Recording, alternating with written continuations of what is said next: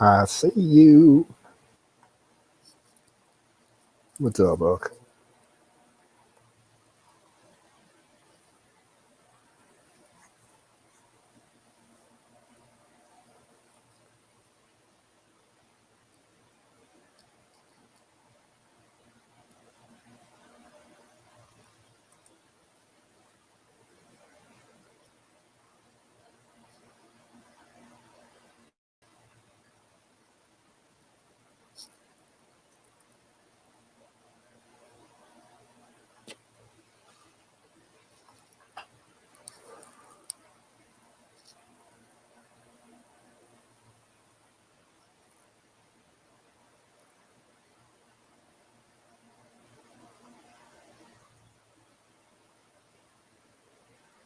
Oh, okay. Thank you, Huck.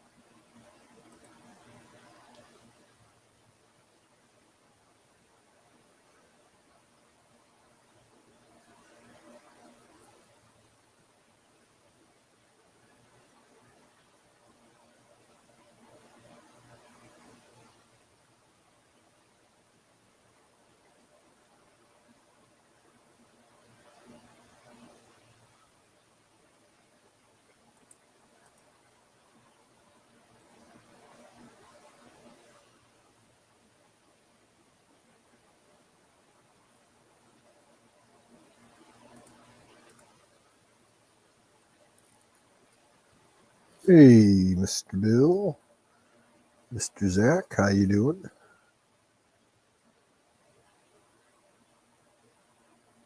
That's good, Zim. Yeah, it was nice here today. It was only like 75.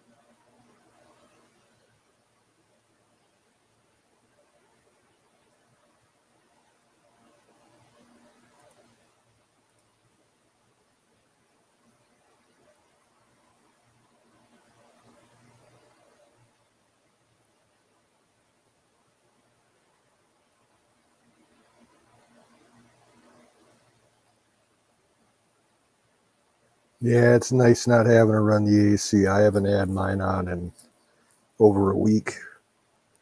Thank God. Thing is too damn expensive to run.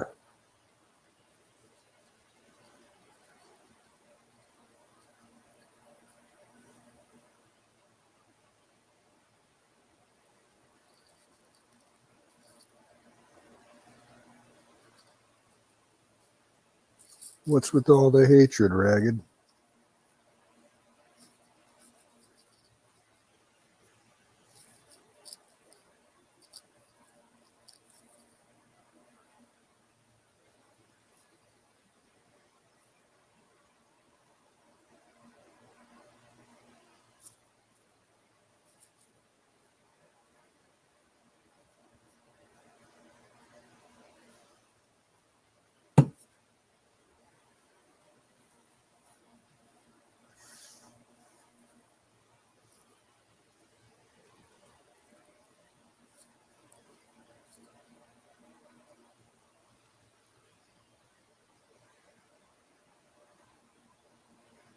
Hey, Lisa.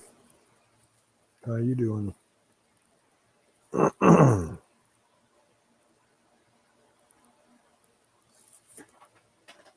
Oh, it's just bent. Okay.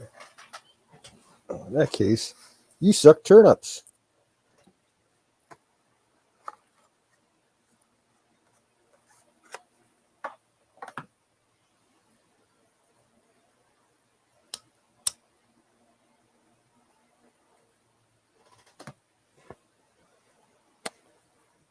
What's up, Sing?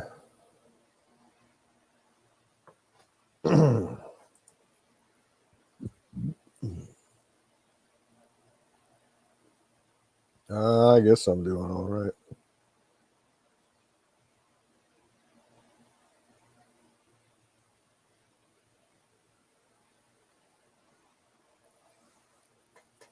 Hey, it's all right, dude. Turnips are good for you.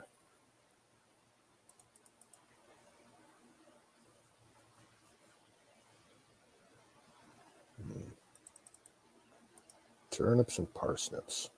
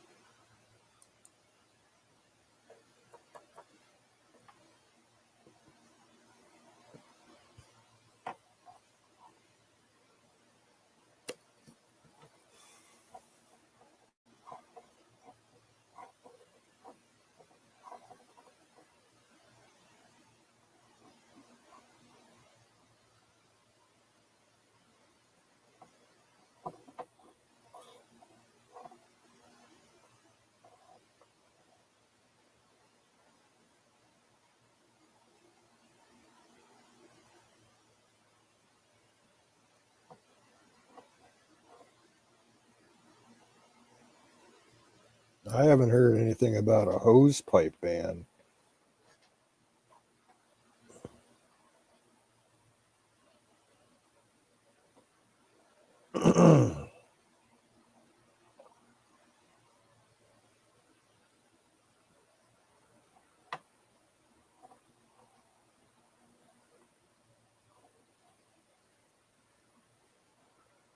Yeah.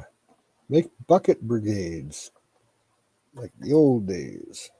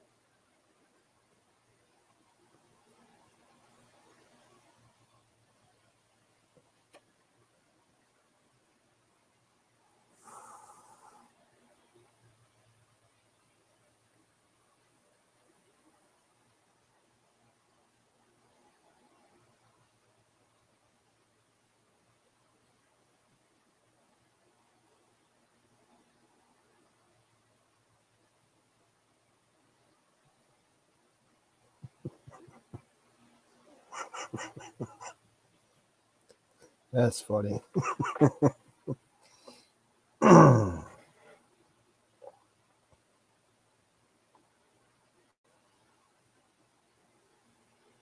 I've never smelled government-made napalm, only the homemade shit. I would not say it compliments the smell of roasting goat.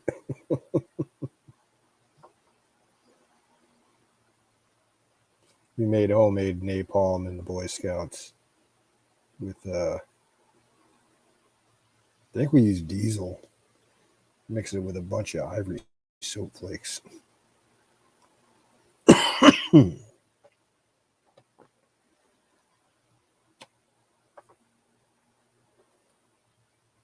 don't know about curry. I've never had real curry before. I bet it's good. As long as it's not that super hot, spicy curry. Shit would set my intestines on fire.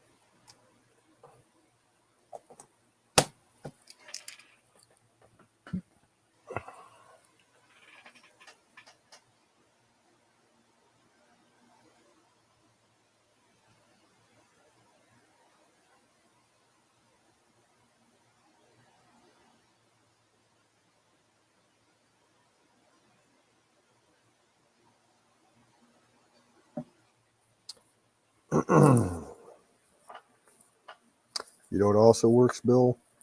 I've heard that actually blood works with the whatever your liquid is, and in a pinch, Jello will work.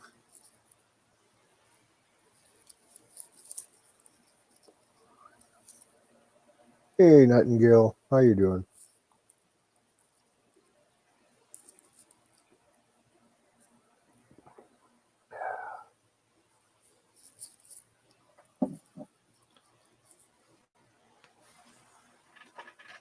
And yes, I never throw away any styrofoam. I got a stockpile of it just in case. Ooh. Mm.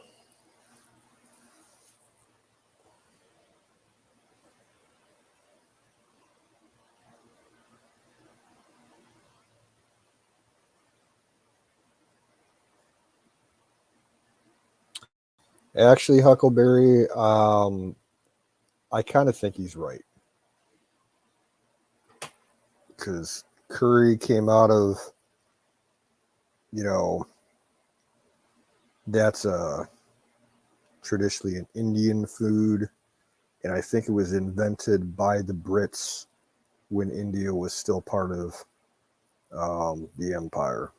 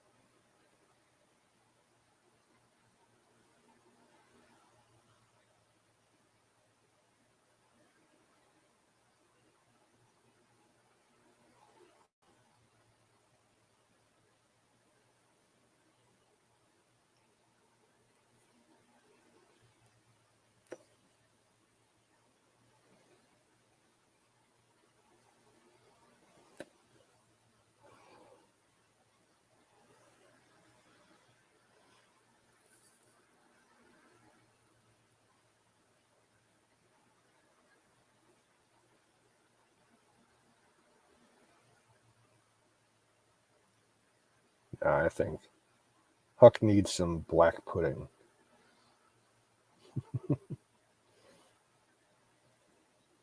Or some spotted dick. Whip her up a big mess of spotted dick.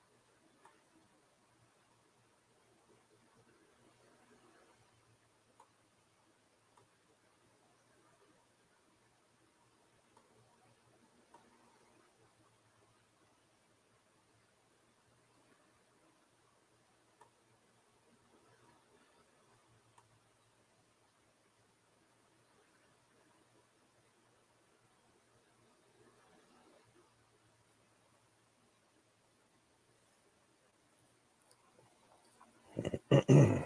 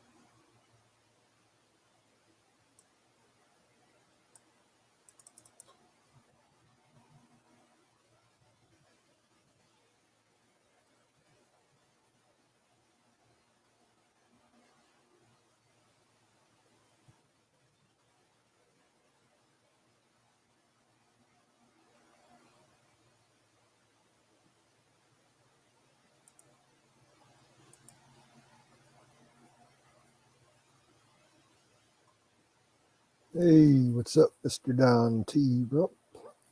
How you doing tonight?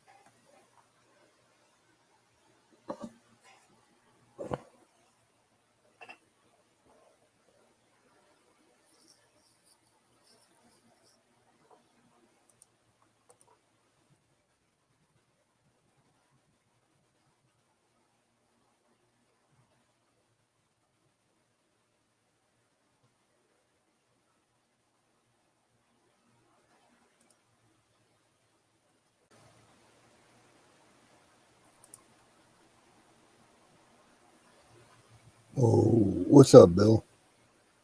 Well, I figured I'd come in here for a few minutes, hang out. Cool.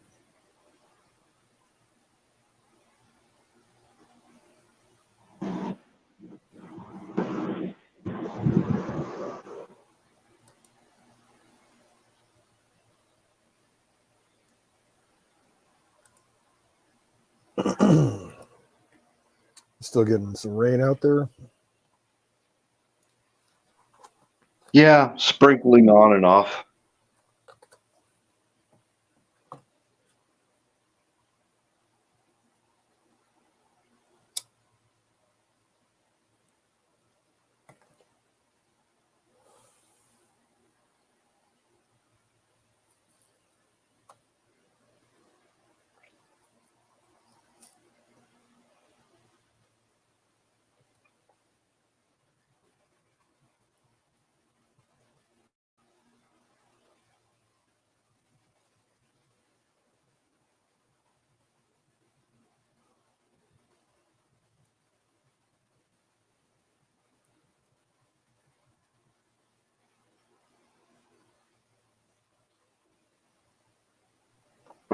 I'm gonna drop off here and come back in through YouTube.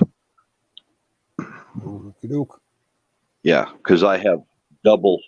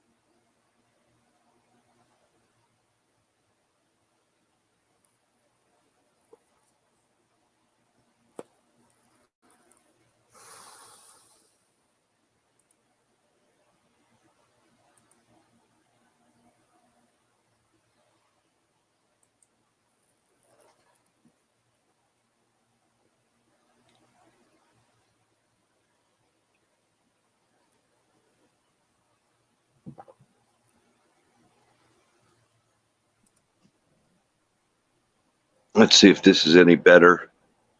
I was getting like a hearing myself, and then Sounds I was fine here. on my end. Yeah, it's for some reason Twitch is acting crazy. Every time I've come on here, I've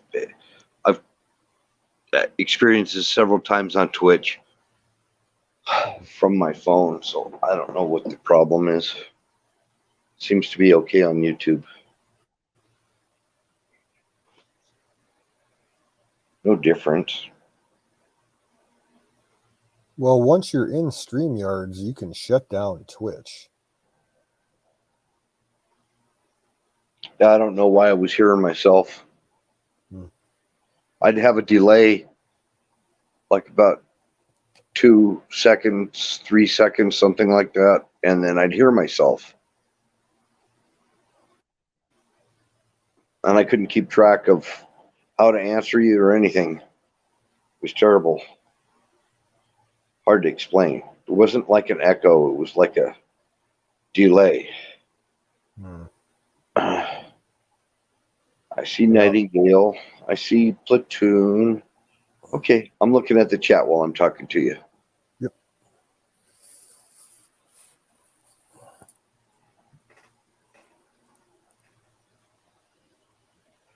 So not too many people in here tonight for some reason.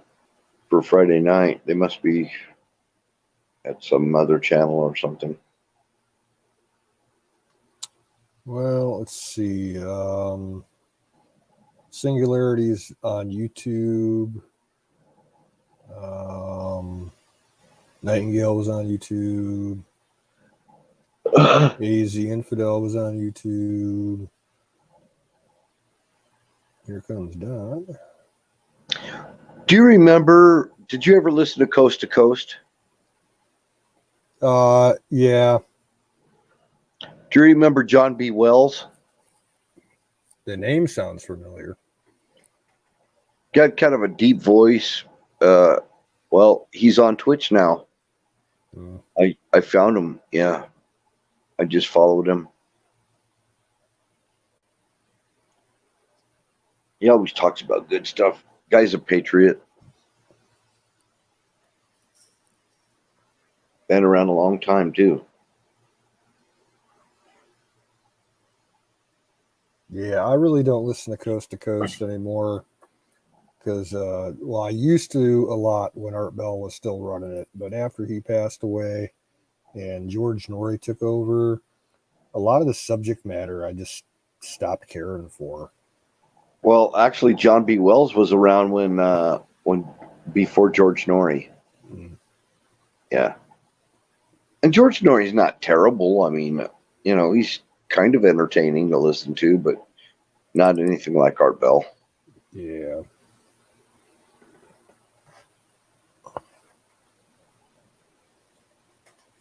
And I believe he's a Navy veteran, and you know, just kind of, I don't know, just kind of watered down version, you know.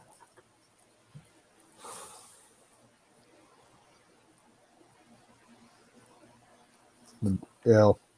It's still better than that Clyde Lewis Ground Zero show. I can't stand that. Yeah, I don't know what he is. I haven't figured out. He sounds like a liberal sometimes. Sometimes he sounds like a libertarian. Sometimes he sounds like a conservative. You know, he's just kind of all over the place, inconsistent. I can't really stand some of his topics, but he's not bad. He's not the worst. I mean, I could dodging pies. Huh? I said I'm dodging pies. Oh, okay. See, I was looking at chat. I didn't see you came up there.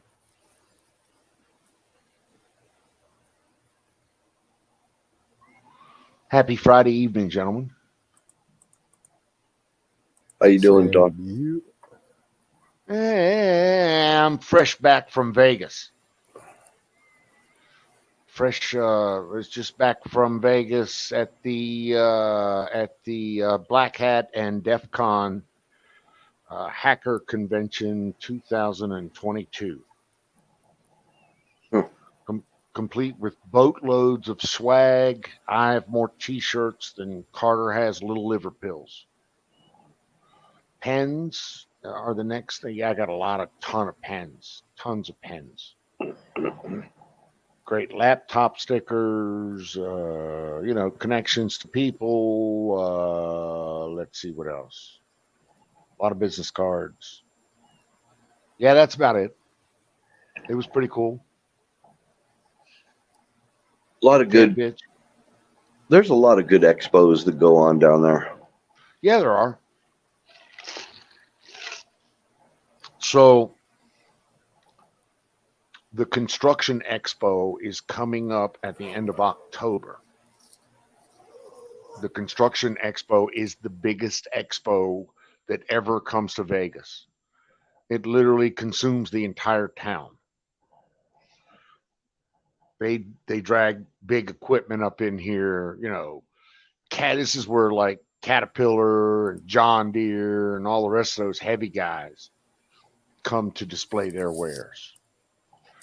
You know, and if you're a factory rep there or you're a dealer or something like that, then they're there to kiss your ass. You're kind of breaking up a little bit on my end. I don't know if Canoes is hearing the same. No, it sounds good on my end. Oh, I don't know. I'm on a Bluetooth, so it's not unheard of for this thing to be digitized and weird. Yeah, just a little choppy the way it sounds to me, but maybe it's just my phone. My phone's the problem a lot of the times. I don't know. Or I don't even think it's my phone. I think they're slowing down my data. They're trying to slow down my data, because I'm just on a phone, and when I go Right. over so many gigs, they start throttling me. But I Yeah. still have unlimited data.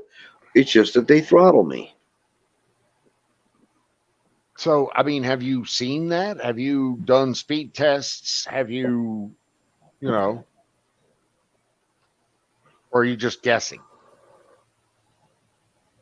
Well, Do you have empirical data? Is the I question. I don't think I'm guessing. I think it's been going on ever since I've been with T-Mobile. Well, it's probably part of your plan. In T-Mobile, I have the same plan. Um, but and they tell me that anything over what is it, 50 gigs on your phone, I believe, is then they're going to start to throttle me. But they don't say that they're going to throttle me. What they do say is they're going to network manage me. So, Well, yeah, that's what they tell me too. They tell me, okay, they send me messages. You have gone over so many gigs of data. You may experience slower speeds. Blah blah blah. I get those messages about 10 days into every Yeah, month, because I every month exceed my fucking limitations. And never have they ever throttled me that I can test, because I've tried. I loaded fucking what is the name of that little deal? Hold on, speed test. I loaded speed test on my phone and I tested, and no, they didn't throttle me. I What they I what the Go ahead. I start getting problems, especially on StreamYard. Yeah. I start getting spirals on StreamYard, Okay. YouTube, yeah, and even on YouTube and all kinds of stuff.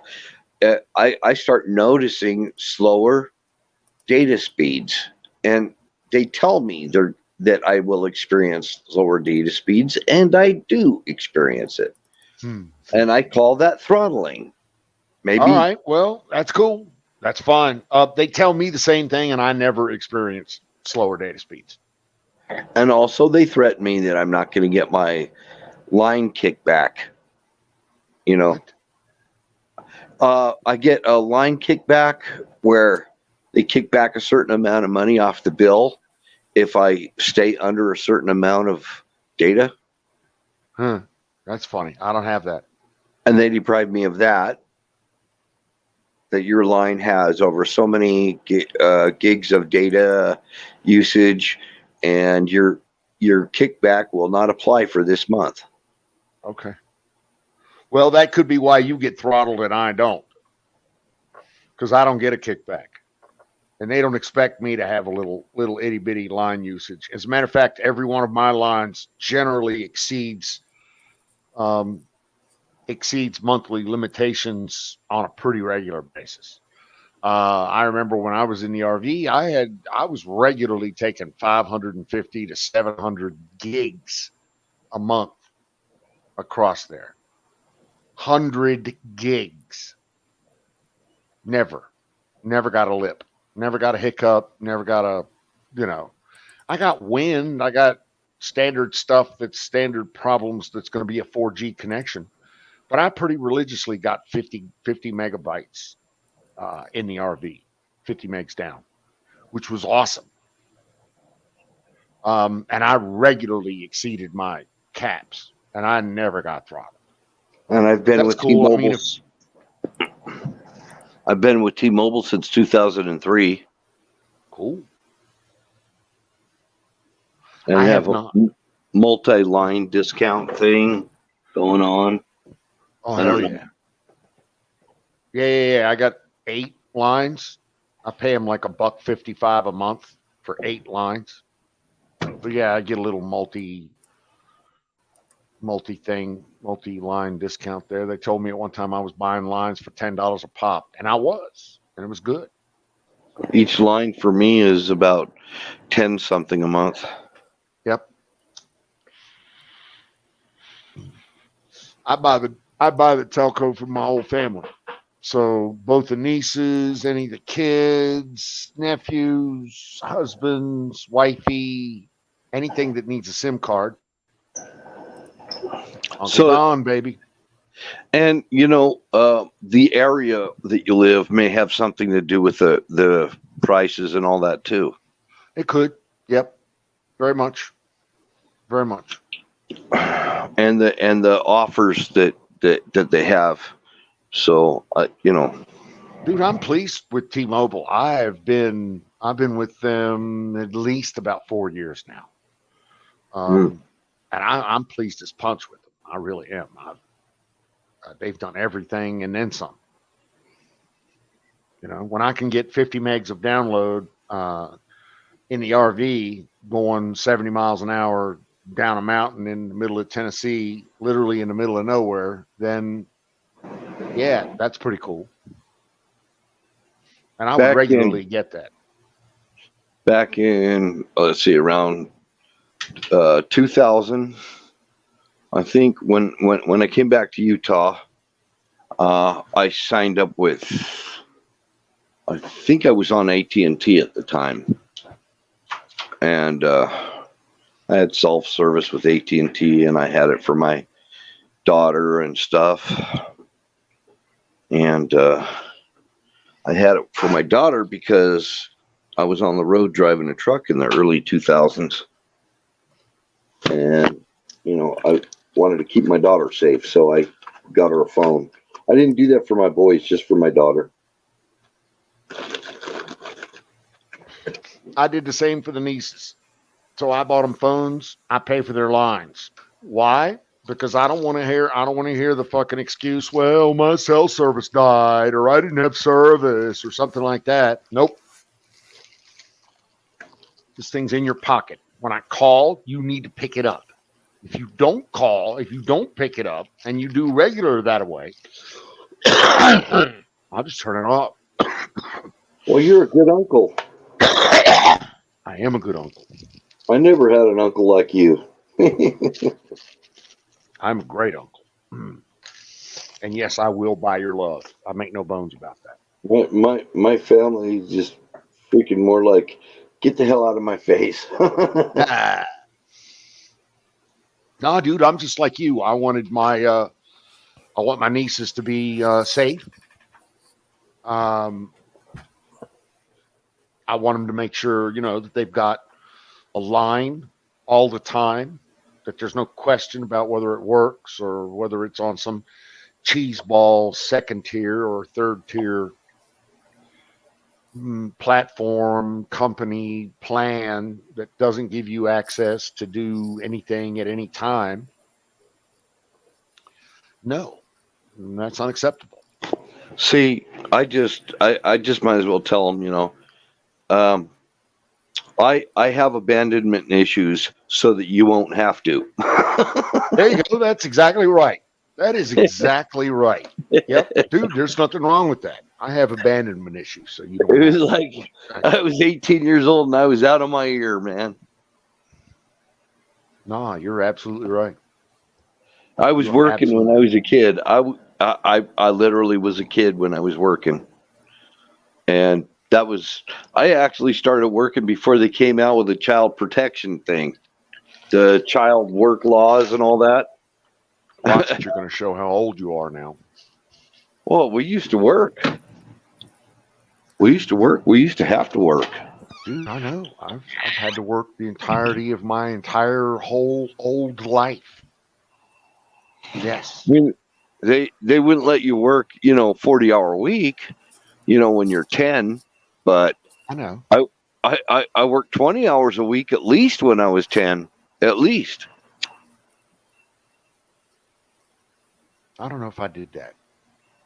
Hold on for a second. Let me go fresher. Get a freshie. Talk amongst yourselves.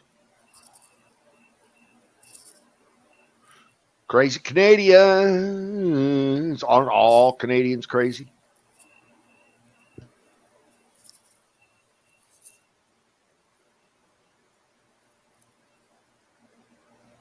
I don't know. They probably look at us and think we're all crazy.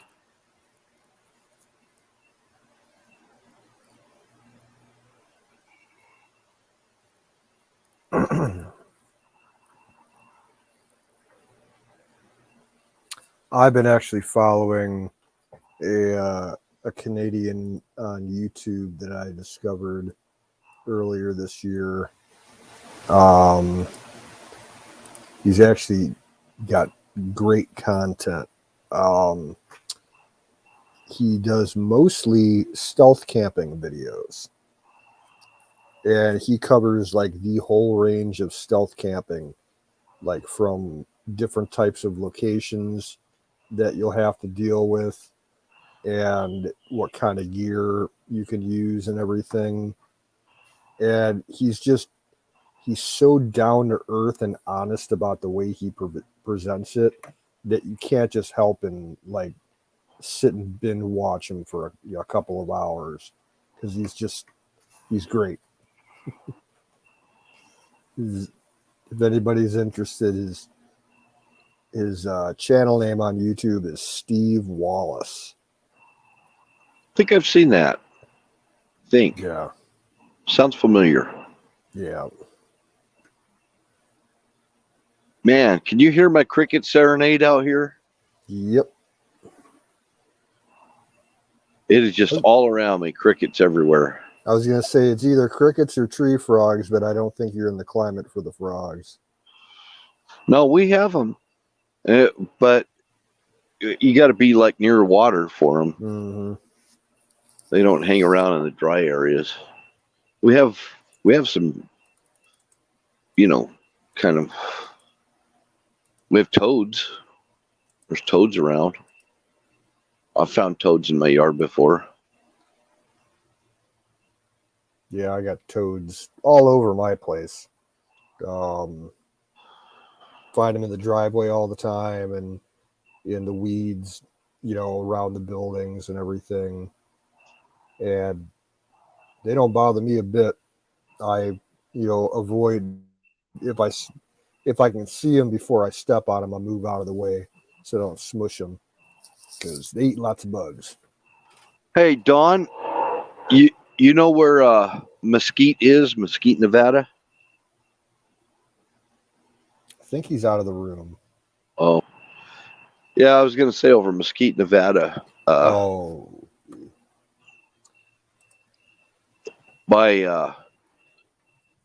My mom's dog got a hold of some toad over there, and the dog, they had to take it to the vet because it got a hold of some toad that poisoned the dog. And that was in Mesquite. Yeah, certain species, I don't know if they consider them poisonous, but they have skin secretions that definitely will mess your stomach up if you ingest them. Yeah, apparently the dog started foaming at the mouth and everything, couldn't breathe. It was bad. Yeah. And they thought the dog was going to die, and they did something, I don't know, got the dog back to health again. It was a schnauzer. Schnauzers will go in after anything that moves. They're a terrier, so. Yeah. And then when I was down in Florida, they had this kind of a toad. They called it a bufo toad. And these toads were just kind of an odd type of thing. And they're bright yellow. And they love to hang out inside car washes. And they'd get up in the rafters of the car wash. You go and wash your car, and some big old bufo toad would drop down on your car, They just like to drop down on the cars. I don't know what it was. It was just, yeah. I mean, every time I'd go there, I'd have to watch for bufo toads over my head. we get the toads that we get around here, or I think they're just eastern wood toads, real common all over the Midwest and on the East Coast. And they're kind of peculiar in some ways because they will actually follow you around if you're out walking at night. I've had more than one occasion where I'll be walking down the subdivision that's really close to me, because I will occasionally go and take a walk after eating dinner just to help my digestion. And you'll see them in the lawns near the sidewalks.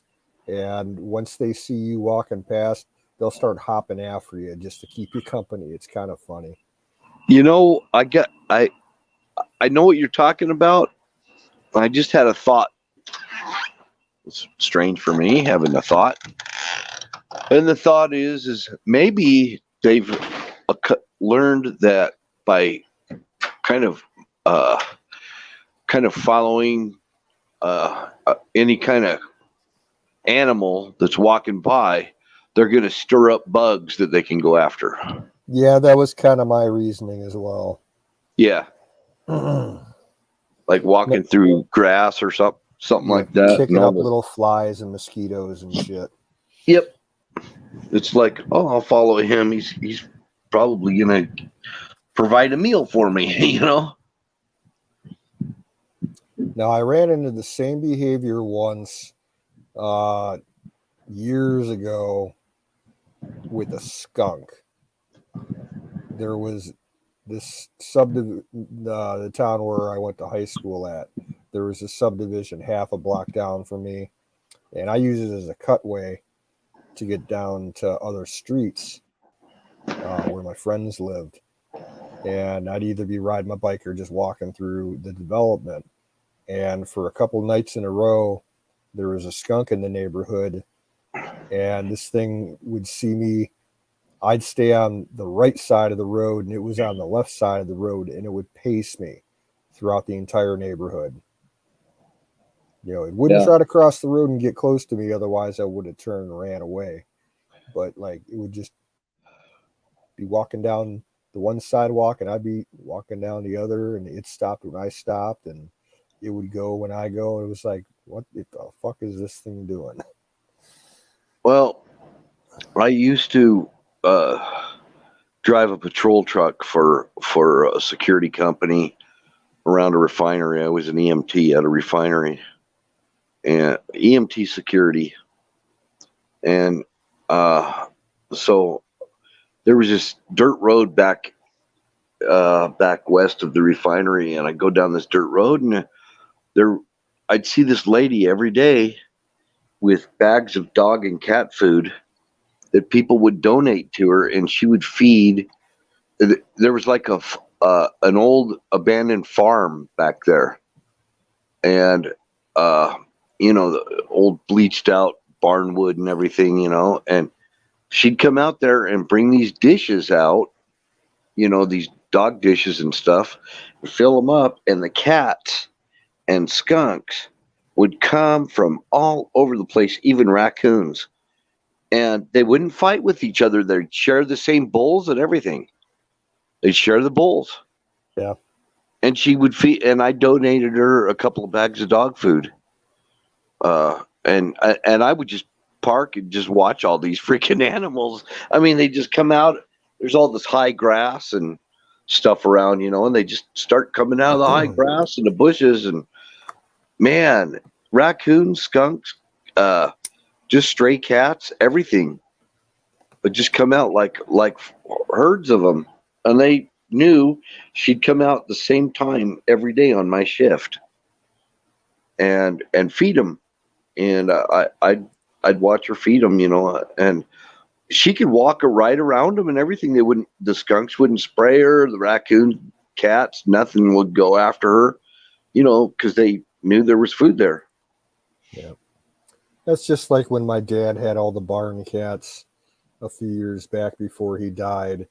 There were so many of them that he started feeding them, cat food and just, kitchen waste, stuff that had been sitting around human food wise that was just about to go bad. He'd throw it out there.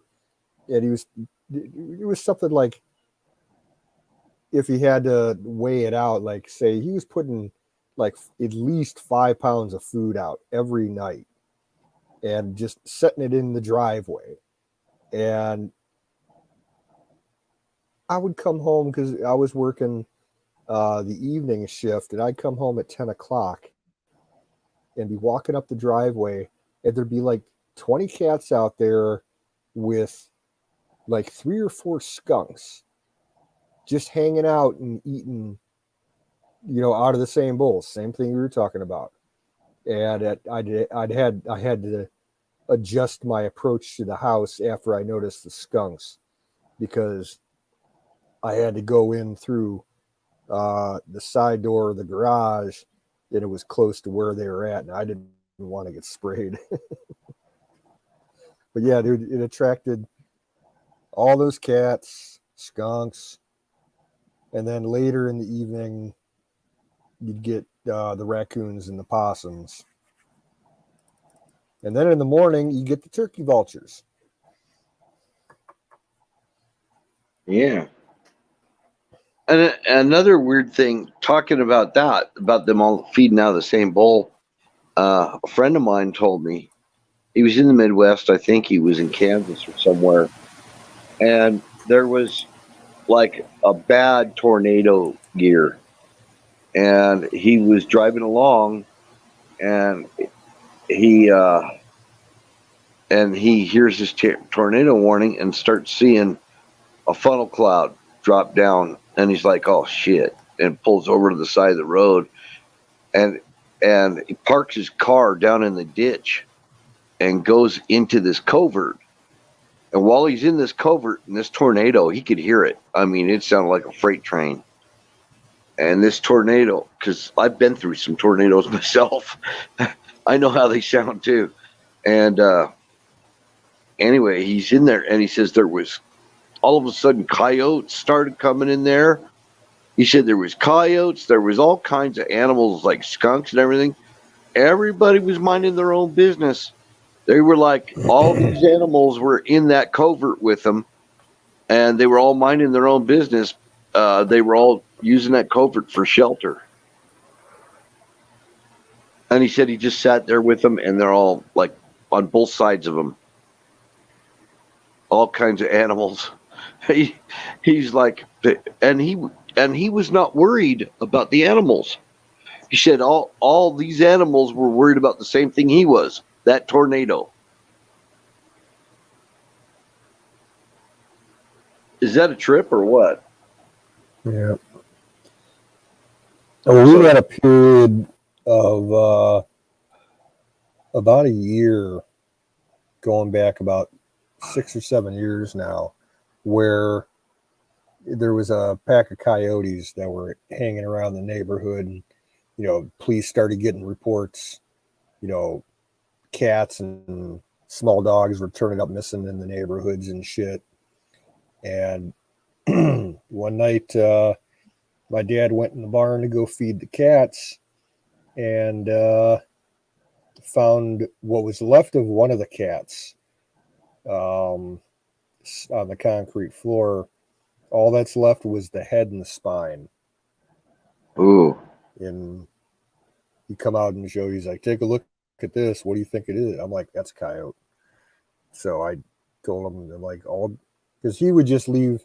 The barn had a roll up aluminum door, and I told him, I'm like, "You need to start fully closing the door when you go to bed at night," because he would leave it open like about 6 inches so the cats could get it in and out.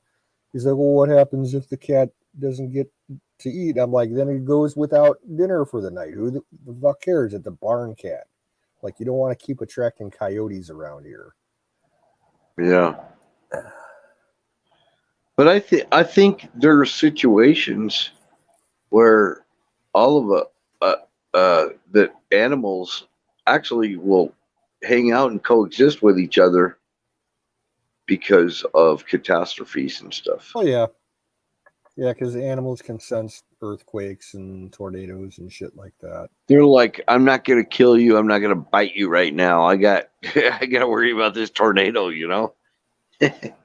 Well, you kind of see the same thing in Africa at the watering holes. You know, all the animals tend to get along, especially during droughts. You know, and if a water hole appears, you'll get all different kinds of species that just come there and they don't give a fuck about what else is there. They just want to get water. Yeah, I've seen those shows, like where there'd be crocs in there, and all the animals, the lions, the water buffalo, everything. All they care about is not getting eaten by a croc. Yeah. All the deer, they're, you know, whatever type of species of deer they got, the dooku and the springboks, the water Gazelles. buffaloes, the rhinos and elephants and everything. They all get along, and they kind of look out for, you know, there'll be some birds that'll be, you know, on lookout for the crocs, and as soon as they see them, they'll sound an alarm, and by then all the other animals, you know, move away from the water hole. Even hyenas, baboons, and stuff like that, things that you'd think, you know, that are like dangerous type animals, cheetahs and stuff. Nah, they're not. They're not like killing each other or anything. They're just trying to get some of that water to survive, and all they want to know is they're not going to get eaten by a croc. And so they'll tolerate all the other animals, and they all like step aside and make room for each other and everything. So yeah, it is possible that animals can coexist, I think, when they have a common thing, you know, a common concern, I guess, like a tornado or crocs or something. That's what I think. I think they can get along. I think Apex can get along if he tries. Up saying, Hey, how's it going, guys? same shit, different day. I hear that. Oh shit. I'm embarrassing myself on World of Tanks. God, it's been a long time since I played. I'm getting my ass kicked. I heard that's a fun game. It is. I really enjoy it. Bunch of 12-year-olds kicking my ass tonight, though. Yeah. You just tell them, but can you do it when it really counts? I tell you what, some of these kids are good. I know I got nieces and nephews, man. They're rock stars at some of these games. It's impressive. It's with the younger generation, it's like they were born with the hand-eye coordination to where these controllers just fit perfectly for them. I swear. Yeah, hippos are the most dangerous species. I think they are. There's thus amount of people that get killed by hippos every year. Yep. And you know those damn hippos, they were going to try and put them in the Mississippi River. Did you know that? No. But Hey, Yeah. Reagan. thank They God voted they on it. didn't. Jeez. They didn't, only by one vote. It was in Louisiana. That's It crazy. was, yeah, it was brought up. It was brought up and voted on, and they voted by one vote not to put hippos in the Mississippi. Otherwise, we would have them. I'm gonna have to come in here on the video games topic. Put your damn clothes on. You know what? I have shorts on. That counts. I can resist that, too. I'm blind. Yes. I need the eye I bleach. do feel naked though. Oh, that's better. So how's everyone's night going? Yeah, pretty good. Good. I think I got tomorrow off to where I can work around the house here, work on my lawn, everything. Putting a new fence up. So slash wall, I guess would you call a rock fence or wall? I would call that a what do they call them in Ireland? Just a stone fence, right? Oh, where'd Don go? Oh, he didn't want to see my boobies. Be right back. I'm gonna go grab another one of those Klondike bars. Oh wait, You're eating Charlie and grapes.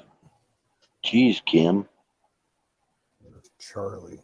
I don't know what she means by that. Maybe Charlie and grapes. She says Charlie Chocolate Factory. Is that like Charlie short for chocolate? Oh. Oh, maybe a good combination. Chocolate, a little bit of chocolate with some grapes. I love grapes. I'll buy a bag of grapes and eat half of them in a night.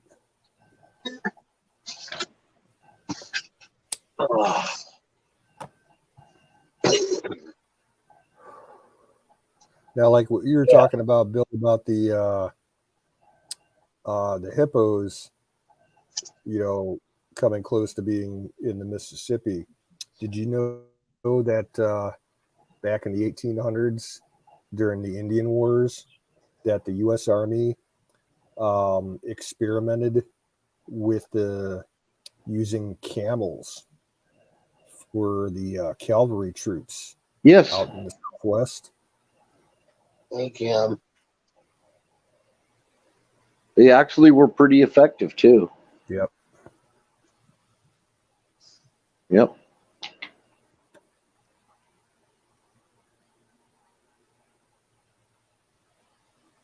Going through Camels can run pretty fast.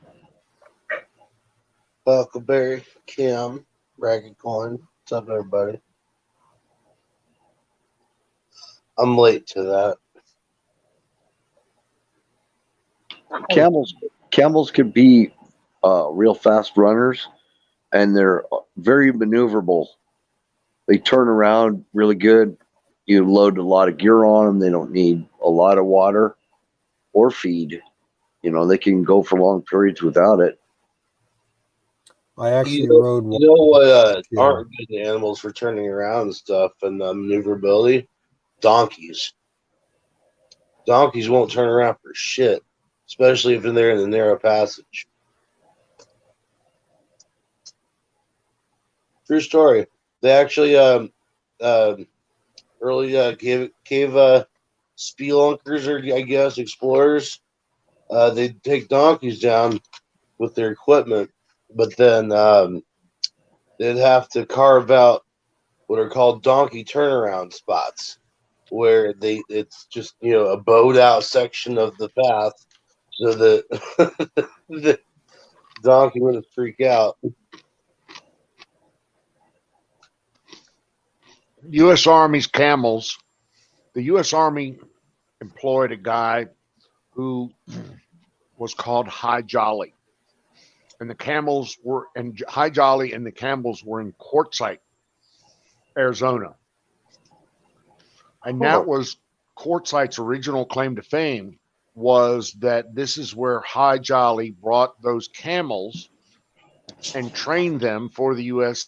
military, for the U.S. Army, so that they could use them in the desert. And some of those camels are still there today, from my understanding. Well, how about this? Did you know that camels originate?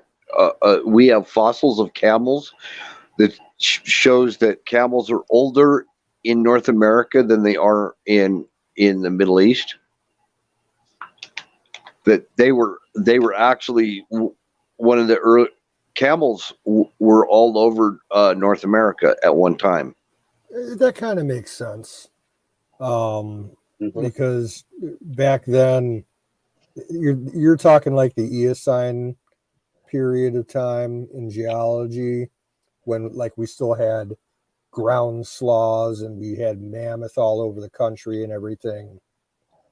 The Bering Lands connection between Alaska and Asia was still there, so they could have migrated easily over into Asia.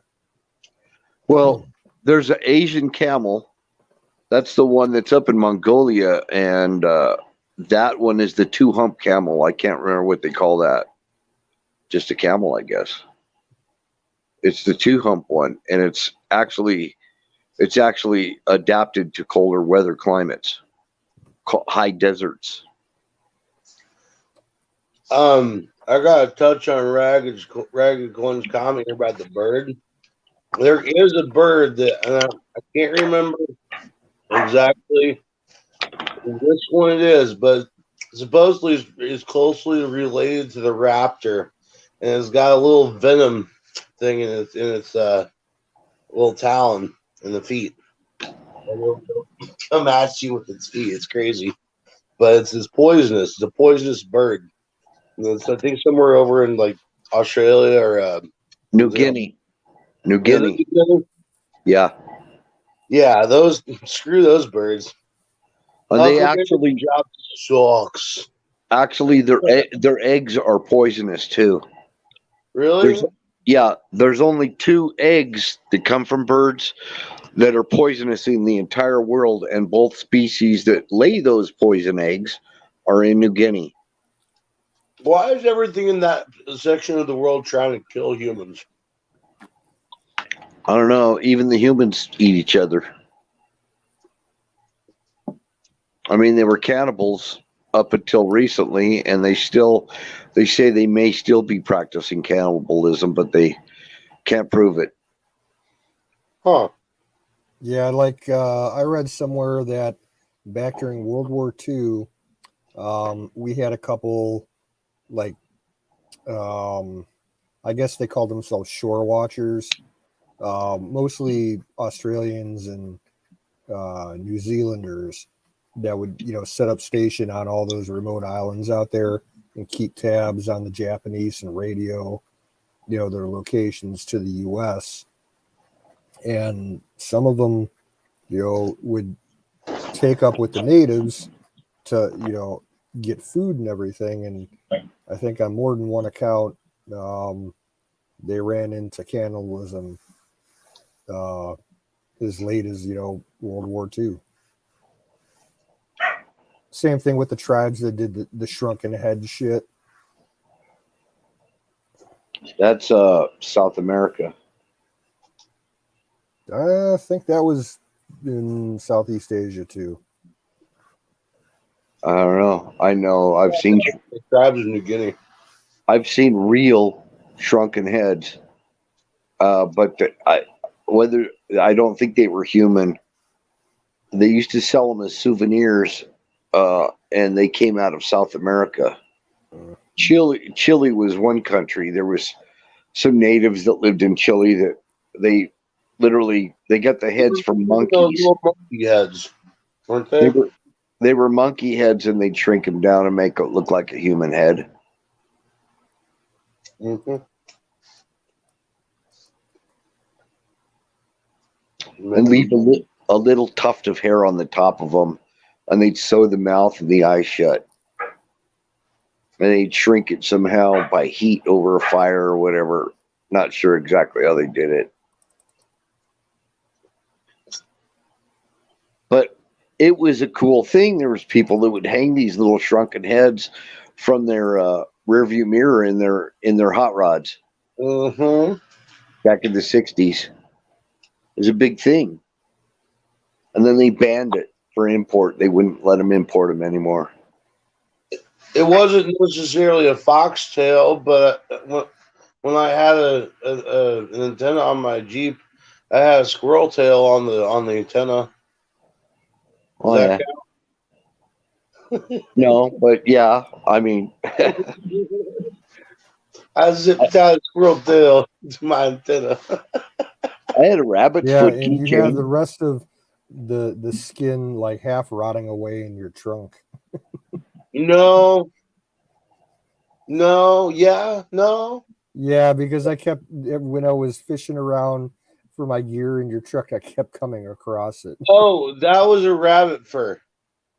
Oh, okay.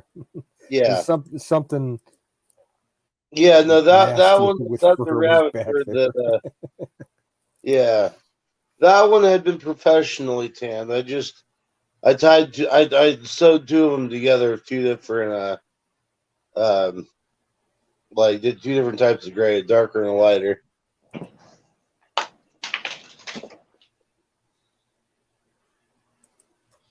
Well, I had a rabbit's foot, and we used to get these little pot guts.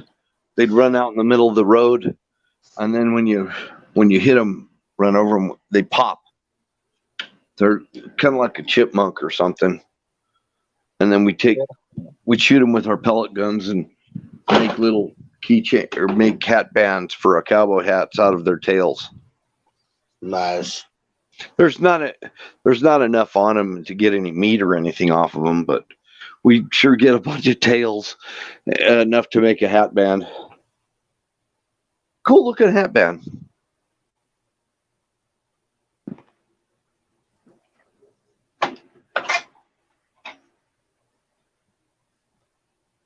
That was back in the day. I was a teenager. What's that rabbit going? What did you say here, sir?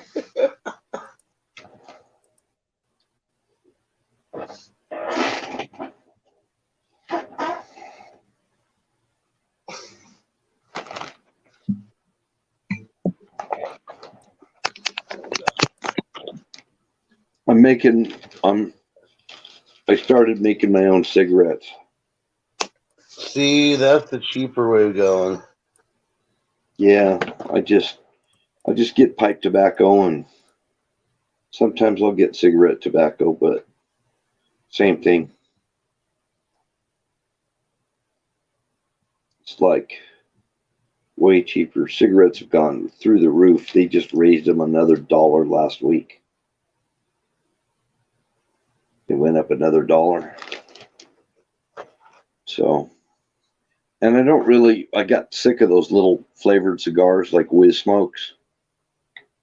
Yeah, I don't like those. I kind of got away from smoking, and I was vaping for quite a while. And the vape really gave me a bad cough I couldn't get rid of.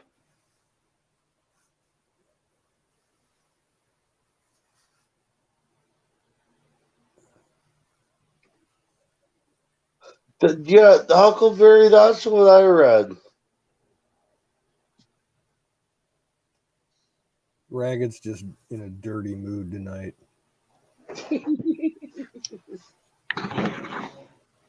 Yeah, well, we've been going back and forth. Then Dragon's got a good sense of humor. I appreciate that.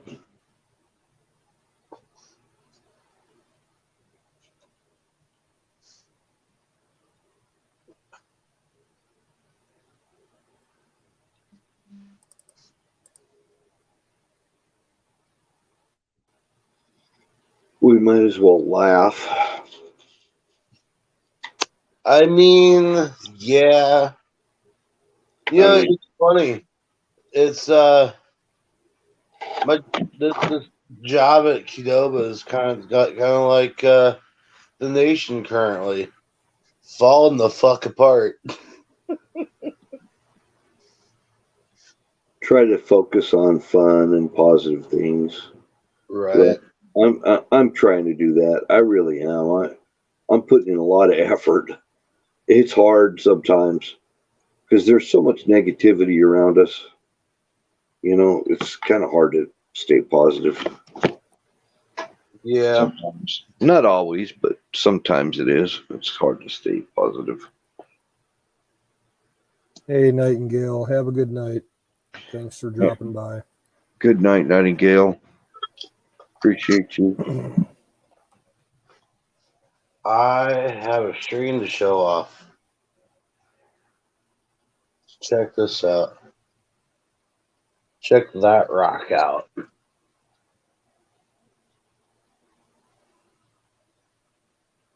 So this is garlic cookies. I think it's also known as GMO or something like that.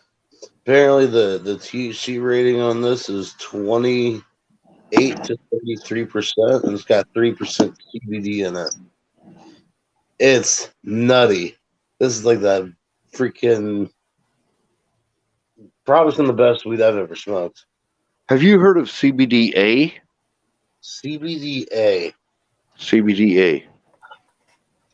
I haven't looked much more into the like. I know that there's CBDN, CBDA, and CBG. The whole litany of different things that come out of the that come from the hemp plant and stuff. CBDA is a full spectrum. Yeah. Full spectrum that it's got a lot of health benefits to it.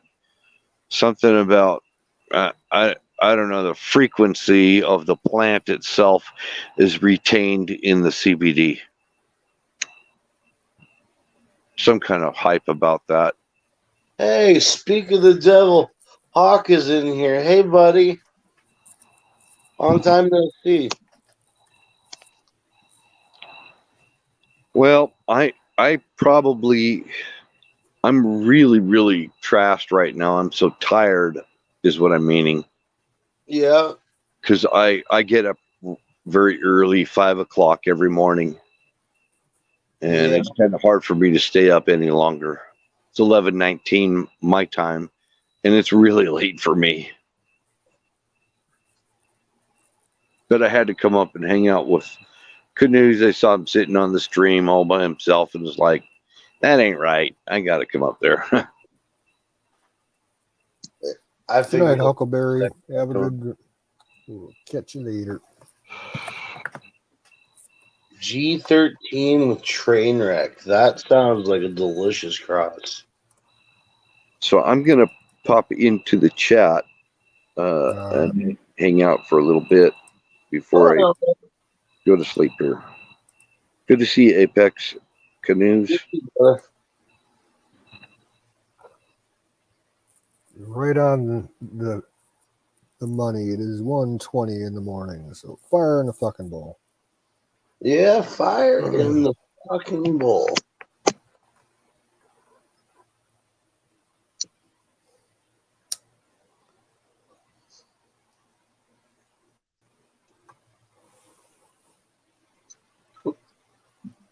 Brought by Stone's Green Biscuits. Holy shit.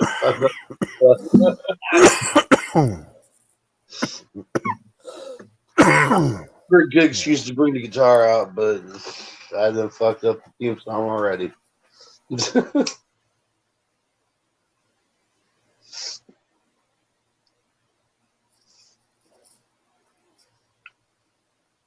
Yeah, but then when my dude first brought the strain home, he brought it home yesterday. He went up to Michigan to the farm and picked up like 2 pounds of it. And brought it home. Was like, man, we're gonna smoke this joint, and you're gonna tell me what you think.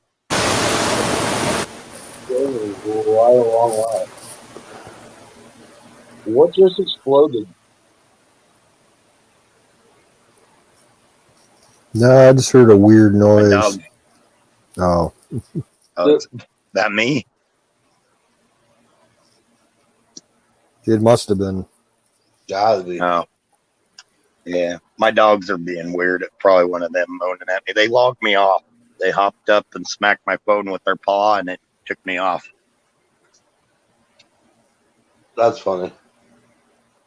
Hey, Ragged. They were like, no stream for you. Yeah. Yeah. You got to pay attention to us. Right? I'll be right Pay back. attention to me, damn it.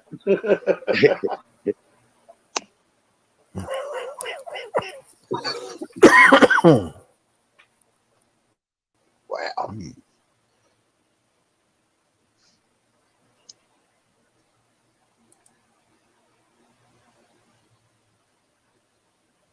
The only true drinking vessel.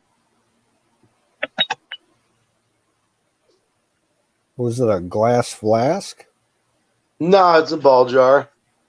Oh, it looked real narrow when I saw it. Dude. That'd be cool. Drinking. I wish I had a glass flask. That'd be cool though. I've got a mason jar with a handle on it. Man. Golden Harvest drinking jar. Oh yeah.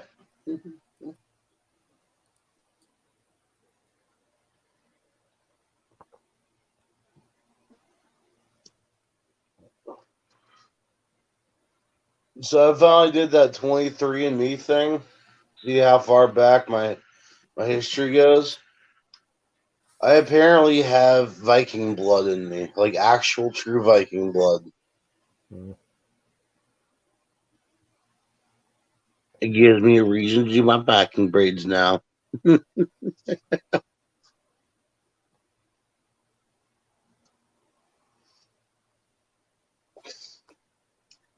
Mostly German. There's some Hungarian in there. And yeah, Norwegian. You got to be careful with those things too, because a lot of the results, it sounds out there, but Mhm. the Chinese have been getting the results, and the fact of the Chinese where they own some of these companies and they're getting results. Well, it's been proven that the Chinese have been working on DNA based what they call assassination diseases or whatever. Yep. Yeah. So, and that's actually proven that they've been working on those, and the fact that they get a lot of the results from a lot of these companies because they CCP members own a lot of the companies or own large amounts of companies. It's, I don't know. I'm not saying that's what they're doing, but 2 + 2 a lot of times got to go with it. They make me nervous doing one of those tests. Yeah. That and I'm lucky I've got ancestry records on both sides back quite a ways. So Right. Well, that's always a plus. yeah, I mean, not to freak you out saying that Chinese are going to come after you or the CCP, but I'm not worried about the Chinese having my family, my lineage.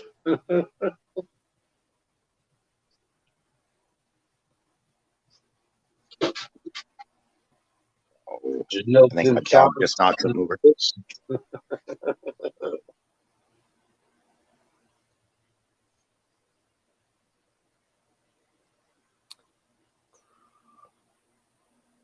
So, Apex, I saw in the group chat a little while back, you were talking about how you wanted out of Qdoba. Where did you say you were going to go wearing a Qdoba shirt? Chipotle. Ah, okay. Guess what I did? I went to Chipotle wearing my uniform, my manager uniform. They offered me $17 an hour. Did you take them up on it? Nah. I think this is gonna be the only burrito place that I work. Yeah. Is that up by that shopping area that we went to? That it had like the subway and all that. Yeah. Or, yeah. Okay. Yep, that's up that way. Actually, no, that was towards Westfield. This is towards more towards like Zionsville, Whitestown. So the other, okay. yeah. Other direction. And Kimmy is fucked up tonight. She said that she's way past cooter bug high. I saw that. I saw that. Kimmy, I need you straighten out this lion's mane that I got.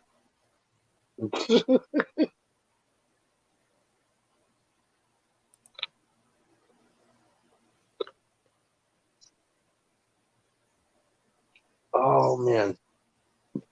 So I tried to so this is the shoulder that was messed up with the squirrel was still kind of acting up.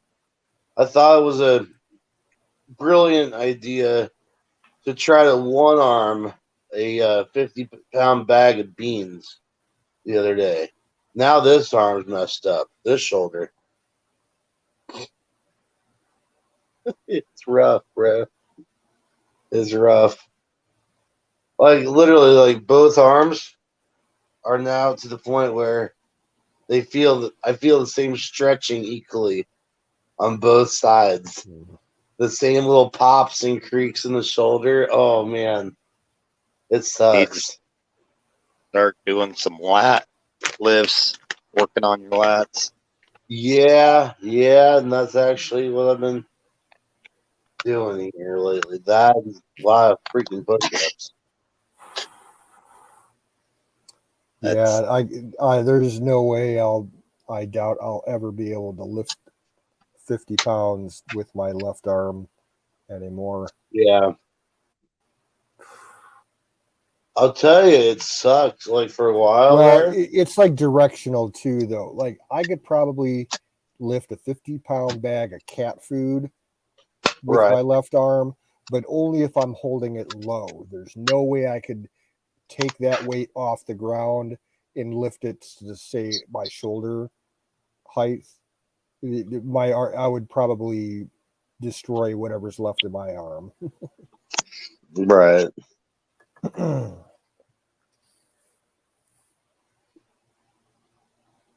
See if you can alter your DNA because I'm like Spider-Man. I mean, that'd be kind of cool, I guess. I don't know.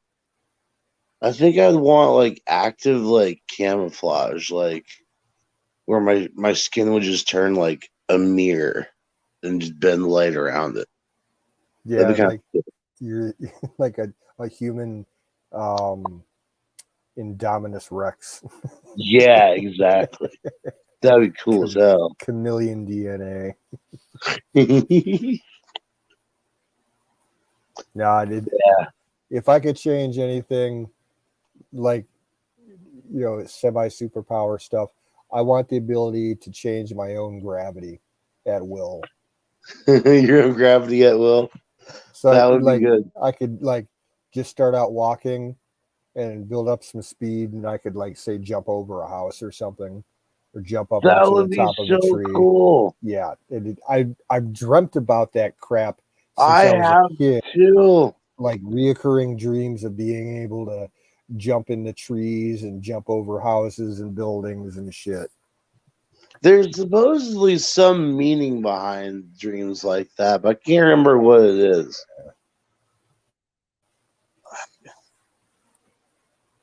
Although those dreams are really cool when it happens.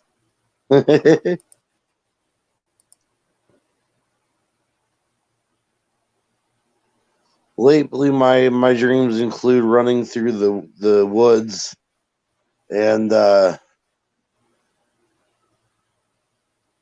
away from something in terror. I'm still trying to figure out what it is.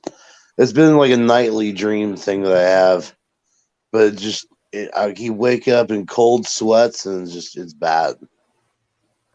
And I hardly remember my dreams anymore. I can never stay asleep long enough to get into a good dream state. Yeah. Let alone remember it. See, I've sleeping been trying to keep a dream journal. Oh. It doesn't work out so well. Some nights I wake up and write down what I was dreaming, but others is just I'm too damn tired. I fall right back to sleep. Speaking of which, it is 1:32 in the morning, and I have to open the store at 6 a.m. Fun. Nice. Yeah. So I'm gonna go see about trying to get some Z's. Uh, Have a good night, everybody. yeah. Thanks for stopping by. Yup, yup. Take care. Peace, guys.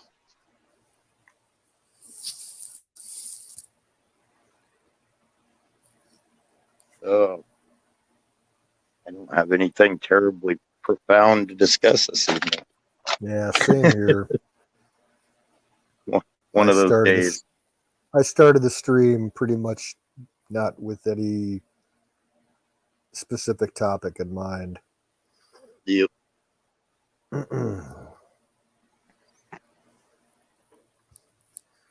I'll put the link up one last time in case anybody else wants to come up. And we'll give it, say, 10 minutes. Sounds good.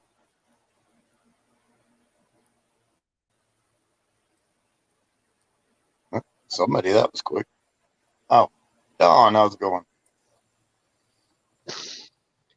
Well, not bad so far. I mean, you know, the night is well, it's still young here on the West Coast. It's only 10:30 p.m. on a Friday, Nice. and And you drink an espresso. I drank an espresso at 9 p.m. I really need to stop that shit. I really do. Although apparently AT can do it with immunity and impunity, so that's fine. Yeah, I've got to quit drinking coffee throughout that. To be honest, I should probably stop drinking coffee around 2:00. Well, to be honest, you should probably stop drinking coffee around 10 a.m. But you know, True.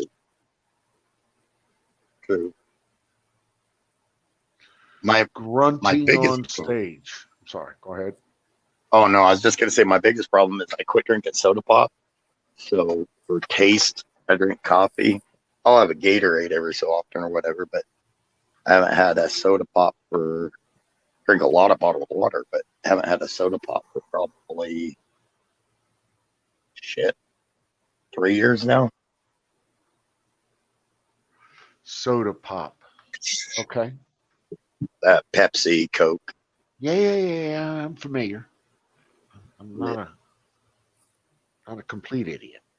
I'm not a Democrat. No, yeah. I know a lot of people call it pop. A lot of people call it soda. Here we call it soda pop. So I guess to me that both are right. Okay. I think in Minnesota they call it soda. Soda. I wish I could sleep. Minnesota I have stuff. insomnia. I hate it. Sorry to hear that, Ragged. Dude, we'd love to have you on screen here. I know you're too ugly to come up, and you know, and I know you don't sleep a lot, so that's cool. But we'd love to have you on screen. I mean, Yeah, I I'm drag ugly my too. ugly ass up here, so yeah. All the rest of it is not exactly pretty people. Okay. There's avatars. You can put an avatar up. Yeah. You can be whoever you want to be. As soon as you enter the StreamYard, there's a list of them you can choose from as soon as you turn your camera off.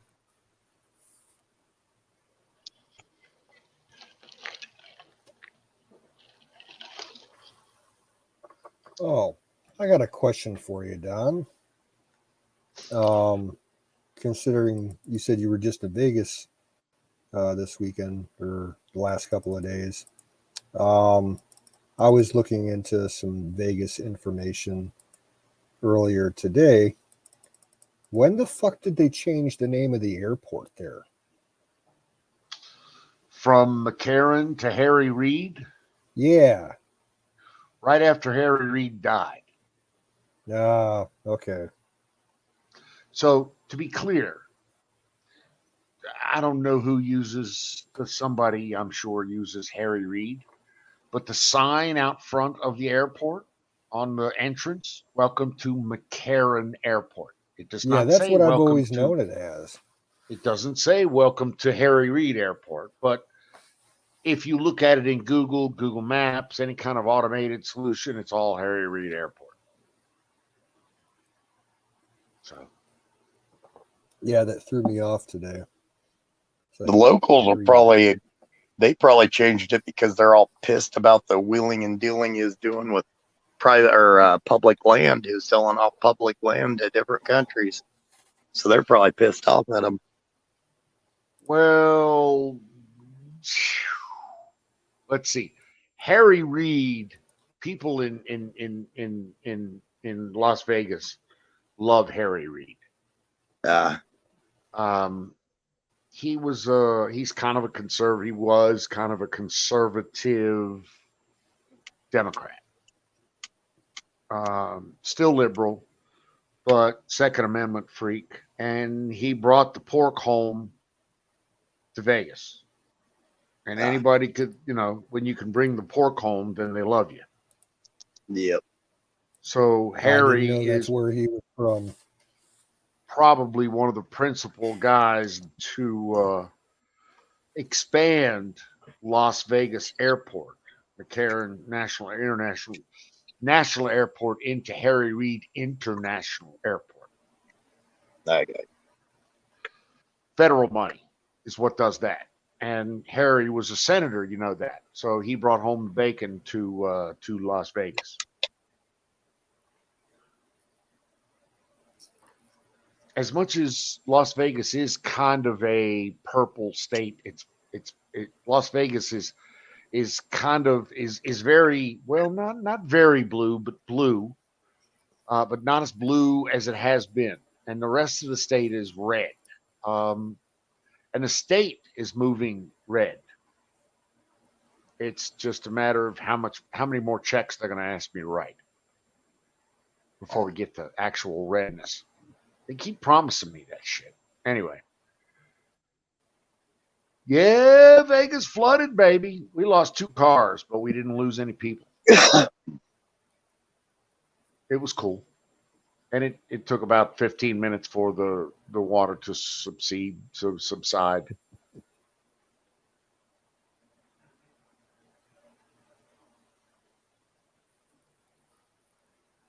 I found out an interesting fact that surprised me. I guess Colorado is the 6th lowest for property tax in the nation.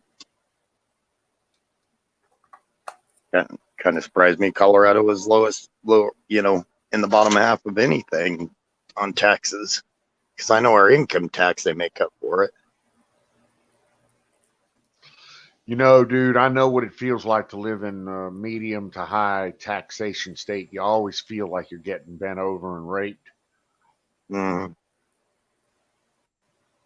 Till you move to like Texas or a Tennessee or a Nevada that has no income tax and low property tax. Yeah. I've said it before, dude. I saved thousands moving to Nevada from Maryland. I think of all the taxes, property tax, especially on if you're one home property tax. Yeah, if you got 3-4 vacation homes, go ahead and tax them. But one home property tax, if you're living there and that's your house, primary house, I think that is complete theft, because basically you have to keep leasing it from the government. Oh, you're right. You're absolutely right. It's just frustrating to me. Well, some states, actually, Nevada has something where if you're a vet and you retire in the state of Nevada, you get some kind of. I'm gonna have to look into it. Before I open my mouth, let me shut up and yeah. Double check it. There's a benefit there if you're retiring in the state of Nevada as a veteran. It's either that I remember it either in Nevada or it may have been in Texas. Both states treat veterans very nicely, very well within the state laws. Very nicely. Tax breaks, Nice. special dispensations, so to speak. Nice. And after 65 years old in Texas, I'm pretty sure of this. After 65 years old, you no longer have to pay property taxes. Oh, that'd be nice too. So when you retire, at least you wouldn't have to. Yep. But then as soon as you leave it to somebody, they have to pay such high taxes on it. If you leave it to them in a will, they could probably not keep it. Well, listen, if you're getting, $1 million worth of property for free, then yeah, maybe you need to pay the tax on it. Just saying. I think if it's like a parent leaving it to a child, some tax, okay, but like some of this 50% tax. Yeah, but you can do a level of estate planning to mitigate most of that tax in You the can, will, yeah. in the estate. You gotta. Plus, you have there's a margin. I mean, I think the first 250,000 is free. It's tax free. And Right. the second 250,000 to $1 million is like got a 10% tax on it or a 5% tax or something like that. Right. So it's not, it's not an ass whooping, so to speak. But And the I've simple known fact people. is, go ahead. Oh, I've known people also that like when they get to 70, they'll sell it to their kid for like 10 grand or something like that. They can do And exactly. Then, Yep. yeah. So And then they basically are living there. If you think about it, there's 100 different ways to skin that cat. If you're trying to, Las Vegas, Nevada, Amber Alert, JTA 32F, Arizona, 2010 white Chevy Avalanche pickup. Type Amber Alert. Yeah. No, darn Kimmy. Sorry to hear that. Let's see.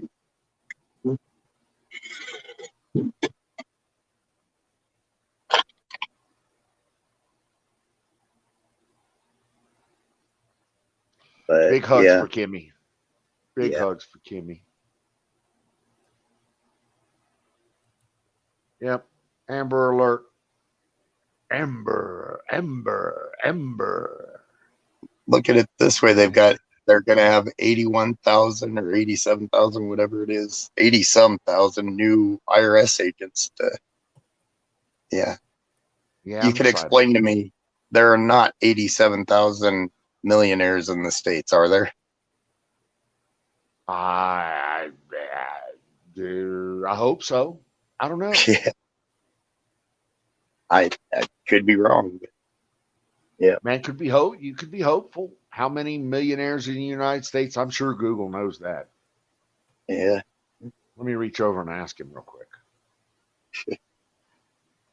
Well, the IRS has for a long time been kind of a shadowy agency, shall we say, where they park a lot of assets for other administrations and a lot of money for other administrations that so it won't be tracked back to its source. That could be just another holding ground for some black ops type shit. Clandestine Personnel operations. Yeah.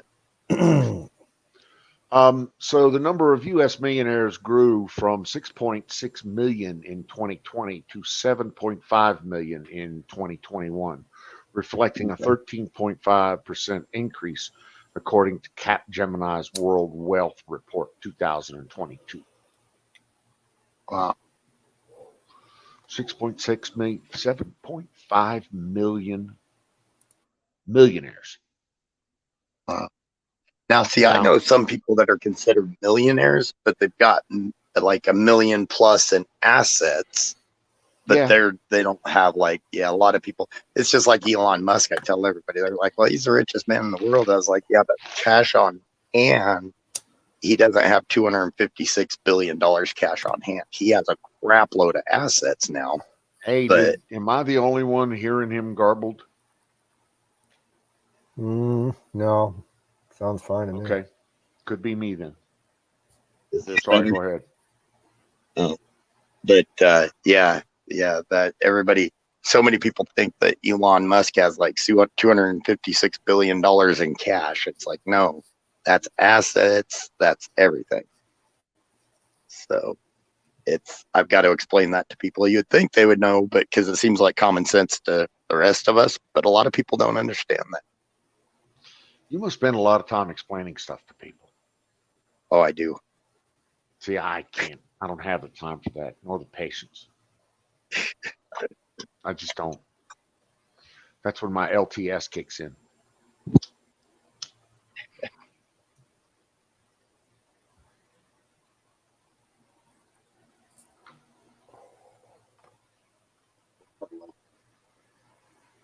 Homer list.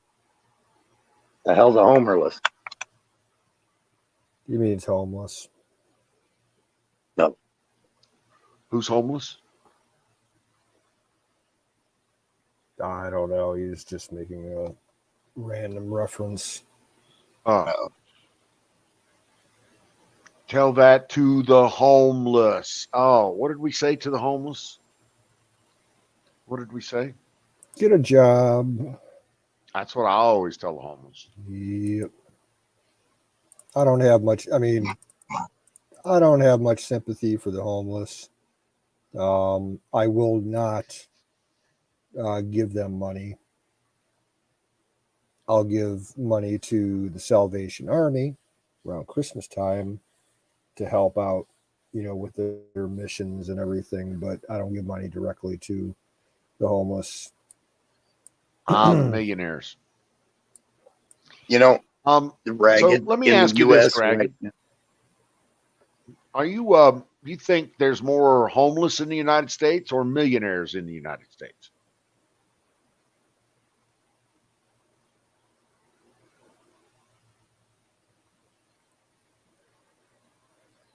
That, and I may feel somewhat bad if there weren't so many jobs, but every state, every town, every county, everything you go to, people are hard up to find help.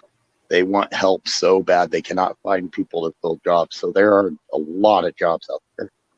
Dude, a large portion of those homeless simply don't want to work. They don't. There was a young lady talking about it today. There's a lot of people that can be helped. Really, homeless that can be helped.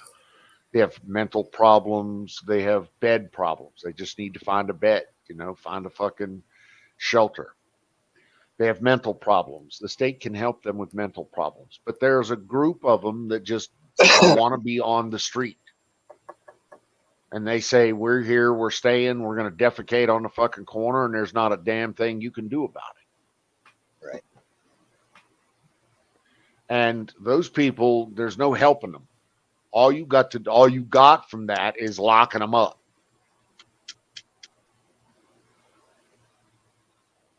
The ones that want to be helped, I say, yeah, let's help them. Offer them some jobs. Right. That's what. I mean, not even just jobs. If all you need is a roof over your head, or you need some mental help, then we can do that too. Okay. Now, if it's an elderly person, I'll help them out. Like if it's somebody that's very old. So there should be different. There are different programs for elderly. There are programs, Medicaid, Medicare, for people that are 65 and older, 57 and a half and older, that kind of thing. So,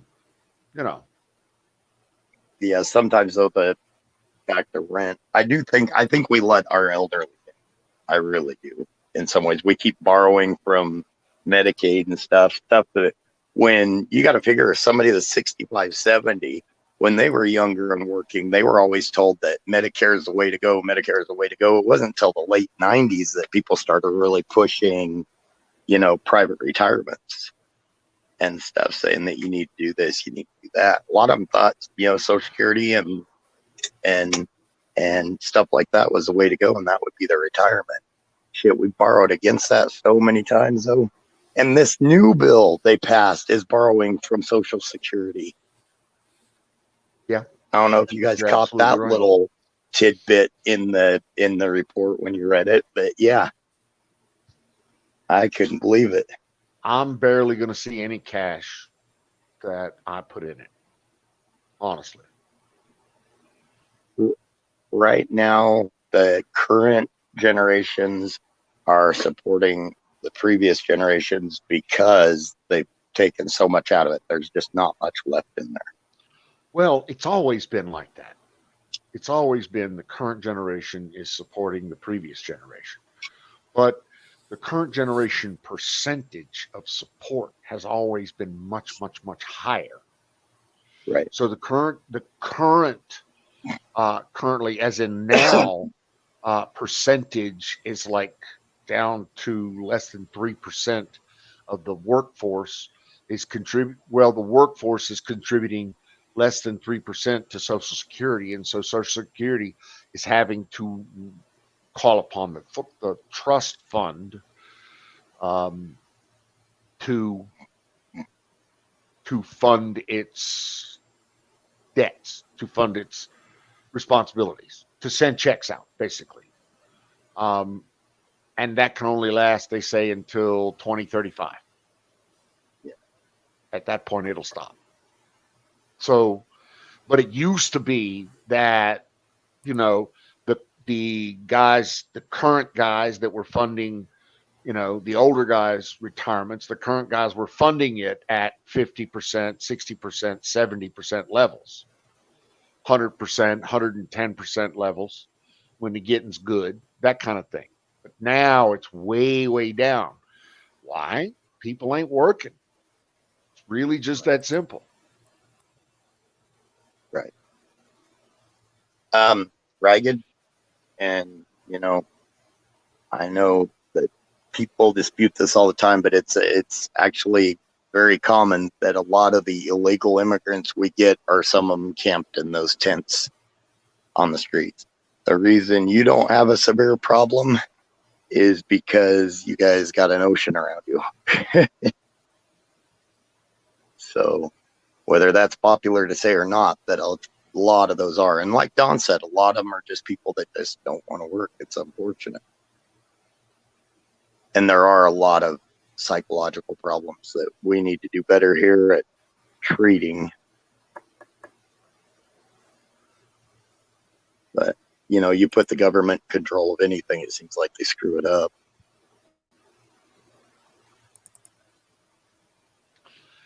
Yeah, that's, I hate having to be beholden to the government for anything in any way, shape, form, or fashion. But what I'm finding more recently is not only in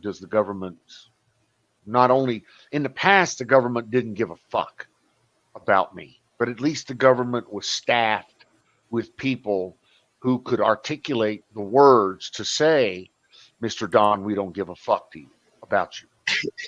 Now, the government's not even staffed to the point where someone can articulate the message, Don, we don't give a fuck about you. They just won't return your call. They don't pick up the phone. They don't answer your email. They don't give a fuck about you. But now they don't give a fuck about you. So it's getting worse before it's going to get any better. And I mean, dude, me and the wife were just talking about this. The cliff that service has fallen off of. And I mean, it's like a 1,000-foot straight down chasm that fucking we're achieving terminal velocity at.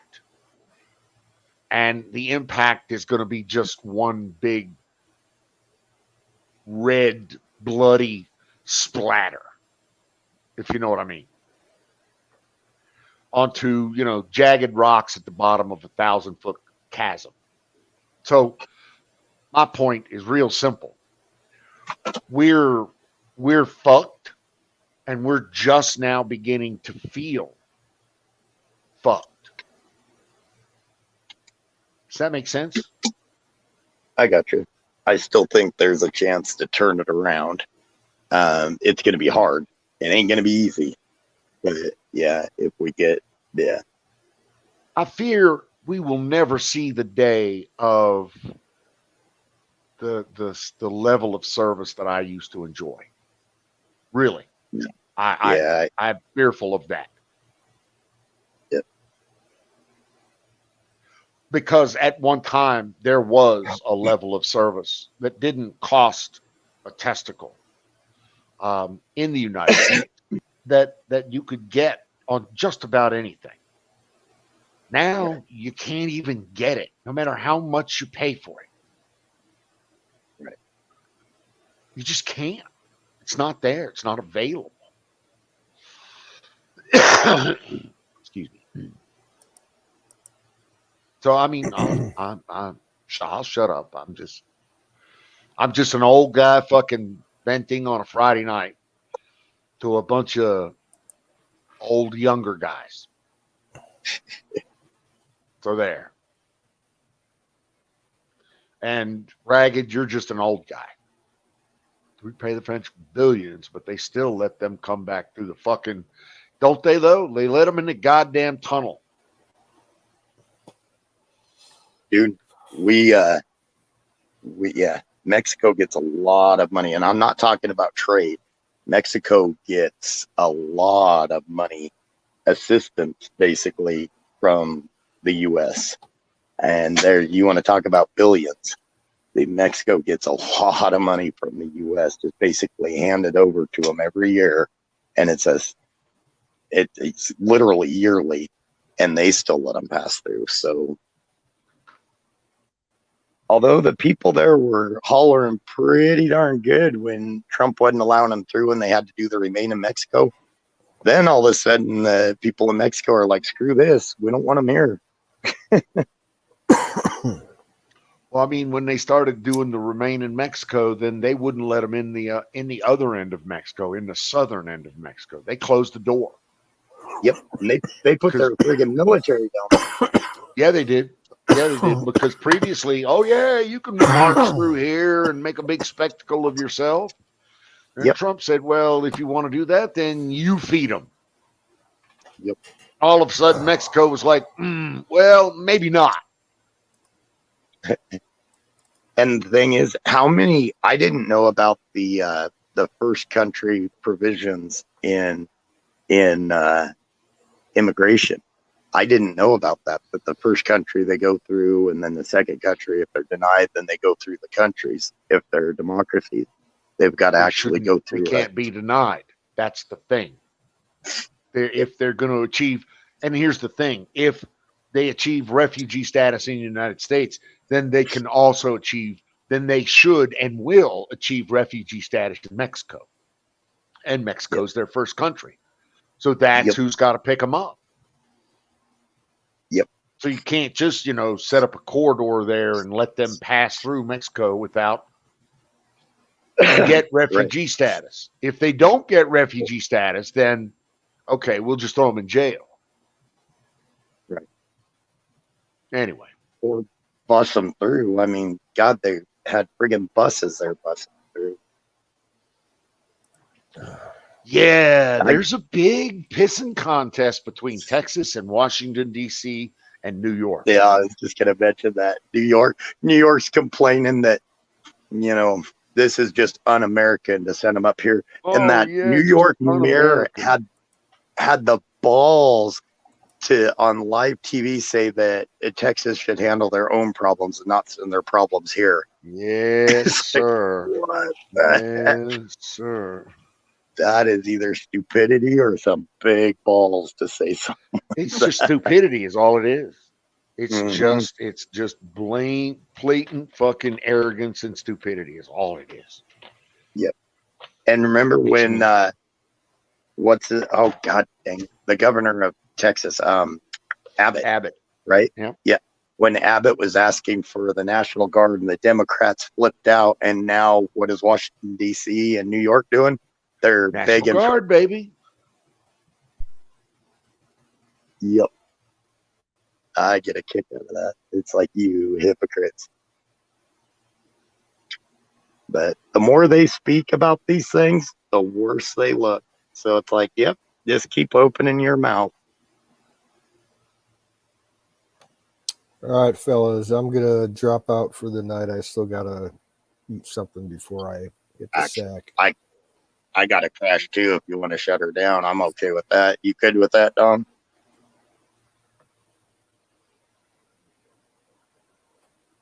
I take silence as a yes. Right on, man. Well, we'll talk to you guys later. All right, dude. Thanks for stopping by. Yep. Have a good one. Are you shutting it down, or you want me to? I'll wait a couple minutes until Don comes back to let him know. Okay. Right on. Have a good one. All right, take it.